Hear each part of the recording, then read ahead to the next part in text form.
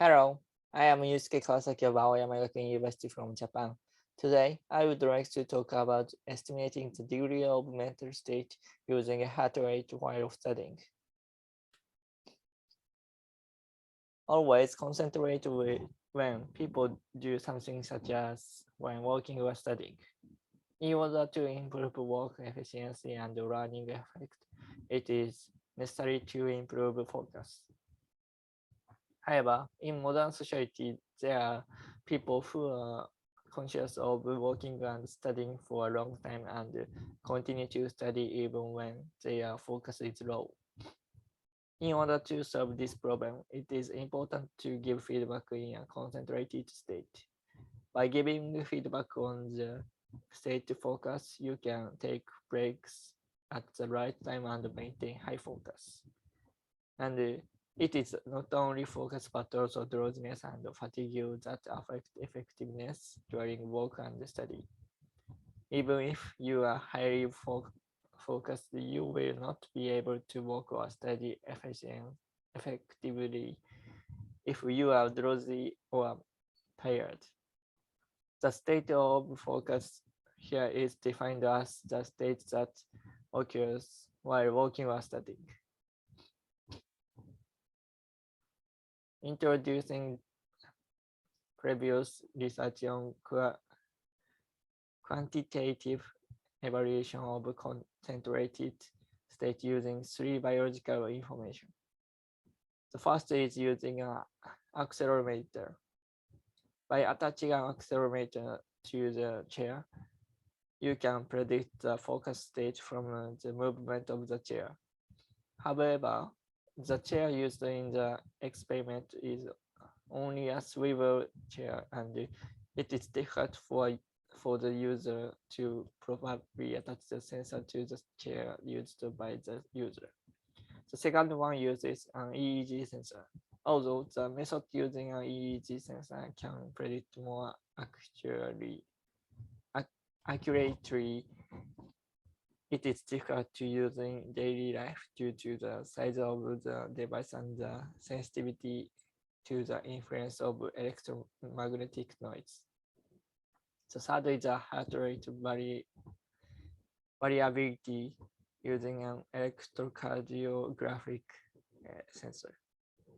Many studies suggest that there is a concentration between heart rate variability features and mental fatigue levels, and that sequential estimation of mental fatigue is possible.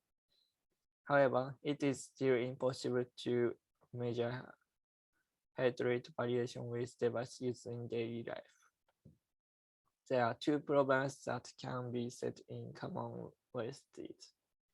The first is that even if the experiment works, it is difficult to reproduce it on a device that is used on a daily basis. Second, previous research predicts only one of focus, drowsiness, and fatigue. Therefore, we focused on smartwatches which have become popular in recent years. What you can measure with most smartwatches is your heart rate. For research objects, we are proposing a system that uses heart rate to continuously estimate the mental state during study and support improvement in performance through short-term actions and long-term feedback. And the goal of this study is to verify the focus, drowsiness, and fatigue state detection methods during study from the heart rate. This is the outline of the experiment. The smartwatch used is Fitbit Versa 2. Set the degree of focus, drowsiness, and fatigue to low, medium, and high. Have the subjects manually enter. The number of subjects is 5 high school boys and girls. The experimental method is to record the time and degree of each condition at the beginning of the claim school homework and upgrade it if there is a change. We use this smartwatch application to record heart rate and different mental state changes.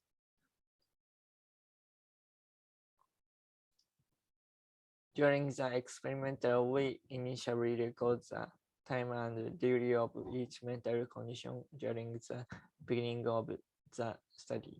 After that, record the time and degree of different mental state condition while they changes while studying. And finally, record the time while finish studying. It is necessary to collect the measured heart rate data for a certain period of time and associate it with the mental state featuring the changes during that period. I tried 3 ways to identify the optimal time. The first is a 3-minute window with a second 20-second shift. The second is a 5-minute window with a 30-second shift. And the third is a 10-minute window with a 60-second shift. Also, this figure is an image diagram, and the wave from and time widths are not accurate. The following 7 features were extracted from the heart rate data from analysis. There are 3 methods for partitioning the dataset. The classifier created a model with the following 5 and compared it. Including this experiment, we verified with each of the 2 methods. The first is the evaluation of window time and the learning model. By looking at the results of this method, it is possible to evaluate people who have acquired sufficient data. In addition, the model created by this method will be referred to as the general purpose model. The second is robustness evaluation for unknown users. When you actually analyze your mental state using your heart rate and give feedback, it is not only used by fixed users. New users are coming out one after another. Therefore, by using the above general purpose model, we will evaluate the accuracy of the first-time user, that is, the unknown user, and evaluate the practicality. First, the first method. 75% of the dataset was randomly trained with 5 classifiers, and the remaining 25% was evaluated for accuracy. As the evaluation method, the above data division method was repeated 10 times, and F1 value and standard deviation of each mental state were calculated. For any training model, the highest accuracy was a dataset with a 10-minute window and a 60-second shift. Also, the model created by the extra tree was highly accurate in the data set of any time window. The most accurate combination was dataset data with a 60-second shift in a 10-minute window and the classifier extra tree. We were able to estimate the mental state of focus, drowsiness, and fatigue with an accuracy of 78% or more on average. Although there are items that were less than 70% regarding the degree of mental state. When comparing the number of data for each degree of state, low focus, high fatigue, and high drowsiness of about 400 records were the lowest accuracy respectively. Medium focus, low fatigue, and low drowsiness, which had a large number of records which have each had a high accuracy of over 87%. From these facts, it is considered that the accuracy can be expected to improve if the imbalance for each level is eliminated by collecting more data. This is graph represent average mental state estimation accuracy with best learning model for each window. Here we see window time 10 is best compared to window time 3 and 5. Next is the second method, robustness evaluation for unknown users. Using the above maintained heart rate features every 10 minutes and the running model of the extra tree, we evaluated the accuracy of the data of unknown users.